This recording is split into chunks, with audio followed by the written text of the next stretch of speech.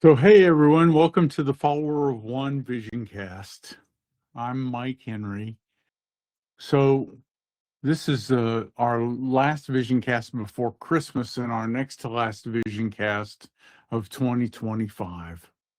And I'm just excited about what God's doing in our community. At the same time, it's definitely a challenge. There's some challenging times and challenging things going on. And our topic today, I thought is one I just wanted to open up for conversation. I didn't choose Bible verses for this one, but our topic today, I wanted to ask people to consider what are some practical ways where we can be a light in our workplace, be a light in the relationships that we have. This time of year, as we get close to the Christmas holidays, it's kind of interesting how everyone seems to separate Christmas from the person it's about, Christ. You also tend to separate it from the faith that is Christianity. And Christianity kind of gets labeled as a religion, where it's a bunch of rules and things that we do to try and get to God. Whereas the core of Christianity and the core of our Christian faith is the fact that it was God's idea to create us. It was also his idea to save us from ourselves. He gave us enough freedom that we could doom ourselves to hell. And every one of us has, in fact, done that. But were it not for Christ's sacrifice on the cross on our behalf, we would be there. But fortunately, Christ died for us. Even while we were yet sinners, Christ died for us. And to me, that's the coolest part of this story is that the God who created us and the God whose idea we were, he's the one who's made provision for us to be restored. And all we have to do is look to his son and we are saved. And as a result, we get the opportunity to go into our workplaces and into our daily lives again tomorrow, again today. Today's the Monday before Christmas. It's December 22nd as I record this. And so let's share some ideas today. What are some ways where we can help other people see Christ through us without ever saying a word? So let's talk about those ideas today. The first idea that I have that comes to mind is prayer. So my wife and I were talking earlier today. There's a situation going on in our lives, and she was uncomfortable with it, and so she prayed about it. And later this morning, earlier, just a few minutes ago, I found out that God had answered her prayer, even not from her, but from someone else behaving differently because I think my wife prayed. And to me, that's pretty cool. She didn't say a word to this person, but God was in what was going on, and he knows what's going on. And I had to thank my wife for choosing to pray and for praying about this particular thing that I didn't even think was a problem. I thought, she was being extreme. But anyway, God moved. He answered her prayer. What are some other ways that we can demonstrate God's love for us in the workplace or in the marketplace? Praying for people to me is the primary one. I pray for the people who are on this call. I pray for the people who are thinking about getting on this call or the ones who might hear this recording later. I pray for the people who may meet you later today because I hope that they see God in and through whatever you do. And I think that's why Jesus, once he saves us, he doesn't take us home to heaven, but he leaves us here so we can show other people what it's like to follow Jesus in the world. And God provides for us to do that. And he provides for us to do that without making us be perfect or correct all the time. And so Bonnie just put in, she said, when we are other focused at work, even though our load and responsibilities are heavy, we must work with excellence and yet be aware of what others are experiencing under the load of their responsibilities. That's a great point.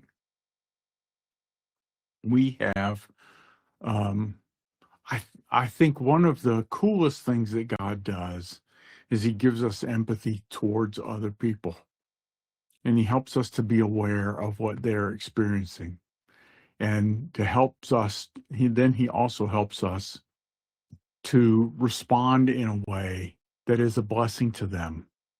He even gives us favor when we do that. We may not even know that we're doing it. I have been thanked for things that that I wasn't even conscious I had done. But I know that God was in charge, and he had me do a particular thing, and it was a blessing to someone else, and I wasn't even aware of it. I think checking in with people, being empathetic, looking for ways to understand their perspective.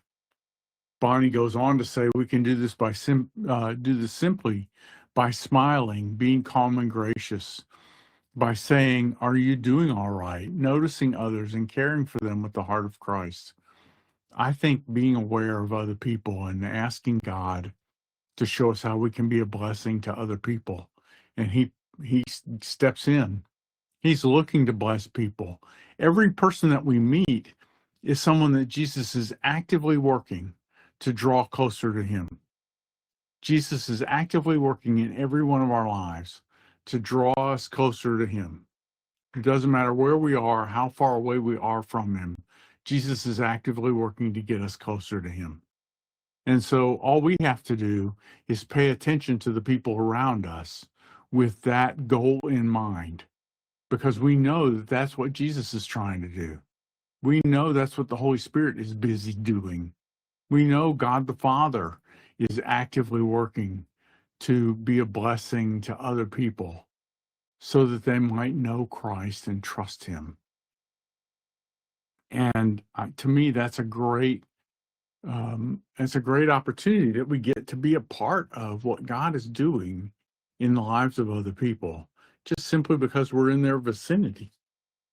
And we might not even be in their vicinity. We do a lot of things remotely in Fall World One.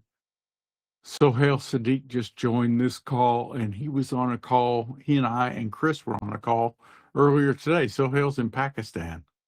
Chris is in Georgia, and I'm in Oklahoma.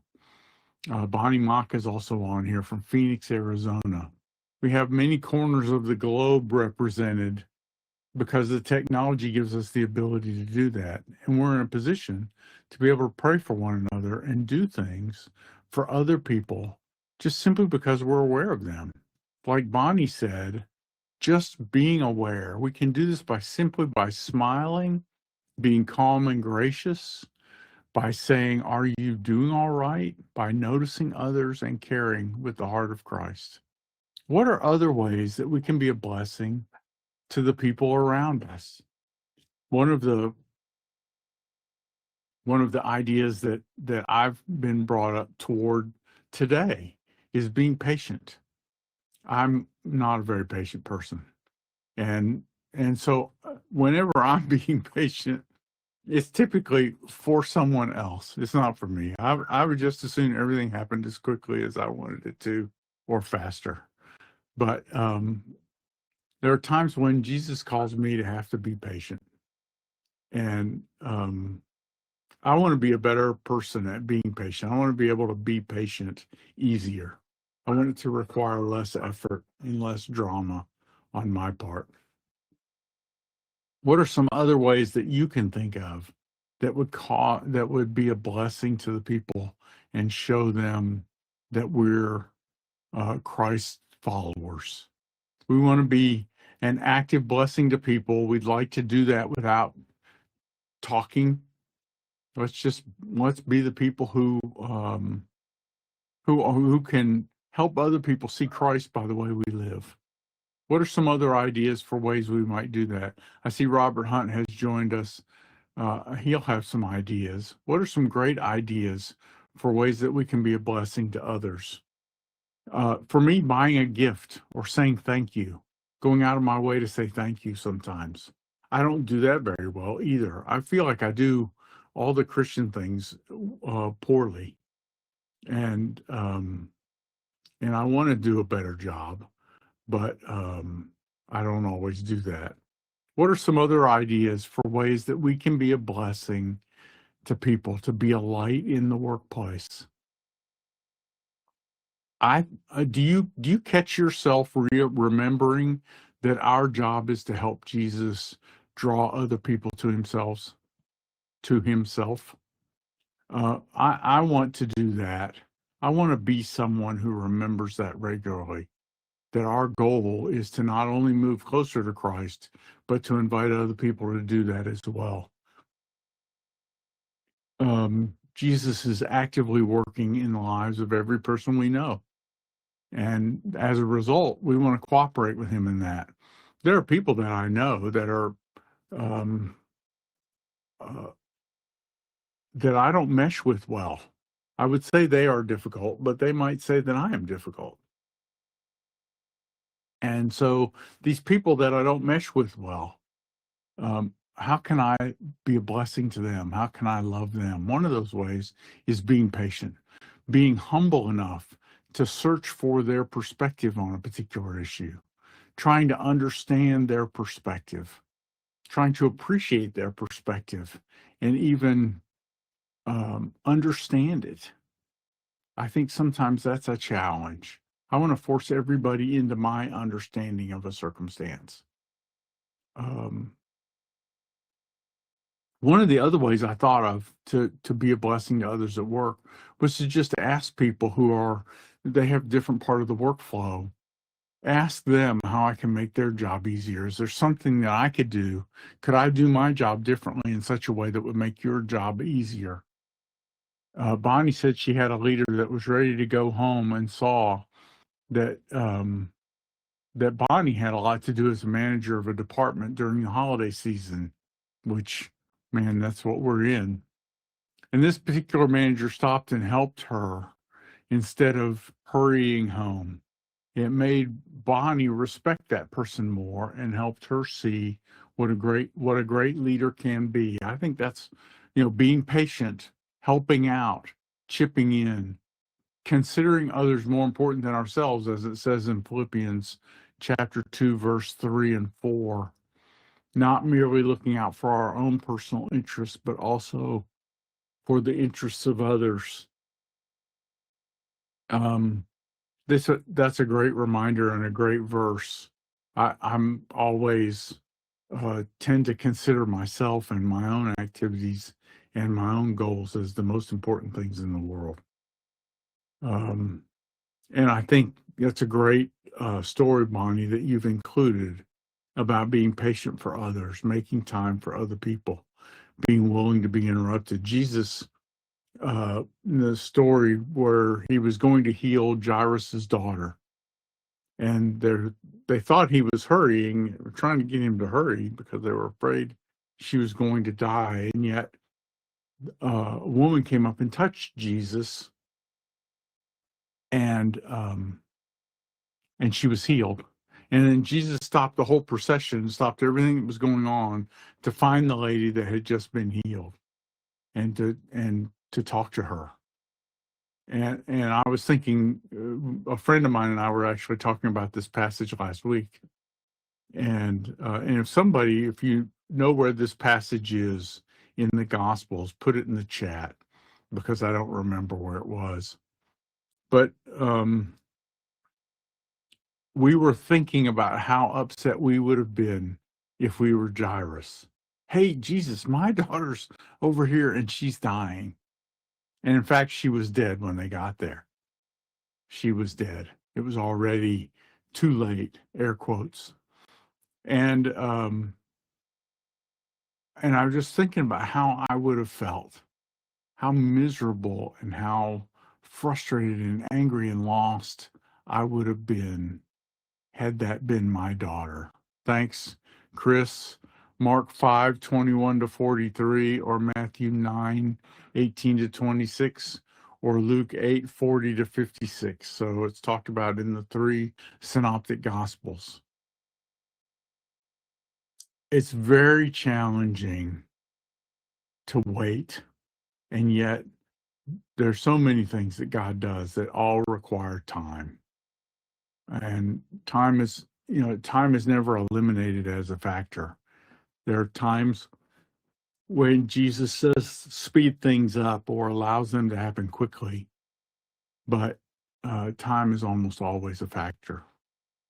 And there's certain things you just can't learn without the passage of time. And to me, that's an amazing thought too. So being patient is a great way to be a light. I want to be more patient today.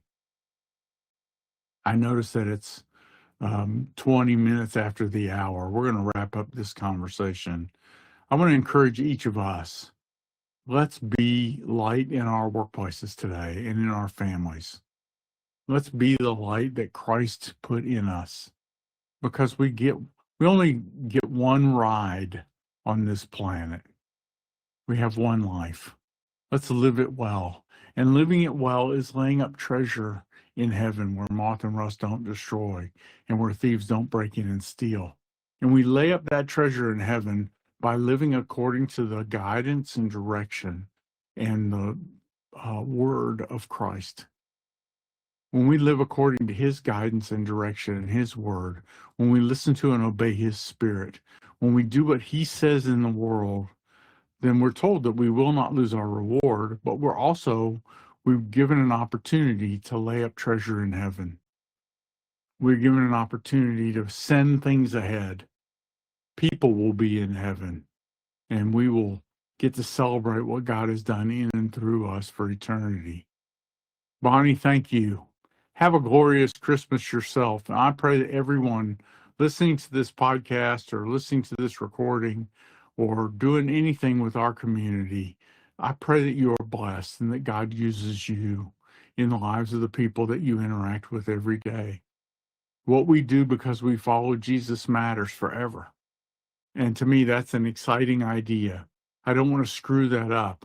I have a few more years left on this planet, and so I'd like to make the most of them. And I hope that you are thinking about that as well. And when we help other people see what life is like following Jesus, and they're interested in doing that themselves, that's the purpose. That's our purpose for being here. Thank you all for being Christ followers and for being marketplace ministers. Let's go be lights in the workplace. What we do because we follow him matters forever.